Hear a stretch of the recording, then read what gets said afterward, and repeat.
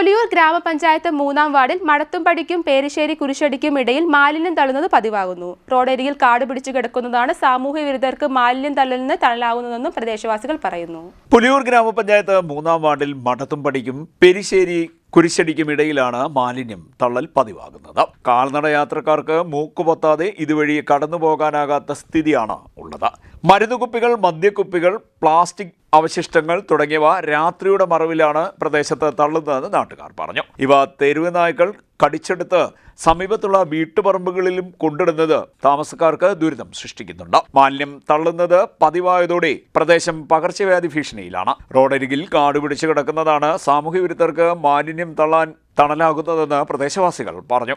3 വർഷം മുൻപ് സ്ഥാപിച്ച ഹരിതകർമ്മസേനയുടെ ബങ്ക് കാണുന്ന യാത്രക്കാർ ഇത് മാലിന്യ നിക്ഷേപ കേന്ദ്രമാണെന്ന് തെറ്റിദ്ധരിച്ച് മാലിന്യം ഉപേക്ഷിക്കുന്നതായും പരാതിയുണ്ട്. നാട്ടുകാരുടെ പരാതിയെ തുടർന്ന് ഗ്രാമപഞ്ചായത്ത് അധികൃതർ ഇവിടെ എത്തി മുന്നറിയിപ്പ് ബോർഡ് സ്ഥാപിച്ചതല്ലാതെ മറ്റൊരു പ്രവർത്തനങ്ങളും നടത്തിയിട്ടില്ല. മുൻപ് നടന്ന താലൂക്ക് തല യോഗത്തിൽ MLAയുടെ അധ്യക്ഷതയിൽ ഈ ഭാഗത്തുള്ള റോഡരികിലെ കാടുകൾ വെട്ടിത്തെളിക്കാൻ നിർദ്ദേശം നൽകിയിരുന്നു. എങ്കിലും അധികൃതർ ഇതുവരെ നടപടിയെടുത്തിട്ടില്ല എന്ന് നാട്ടുകാർ പറയുന്നു. അറിവനുസരിച്ച് ഇത് PWD റോഡാണ്. അത് കഴിഞ്ഞ ഒരു താലൂക്ക് തലത്തിലൊരു കമ്മിറ്റി MLAയുടെ അധ്യക്ഷതയിൽ കൂടിയപ്പം ഇവിടുത്തെ സൈഡിലെ കാടുകളെല്ലാം വെട്ടി മാറ്റാമെന്നുള്ളൊരു ഒരു നിർദ്ദേശം വന്നതാണ്.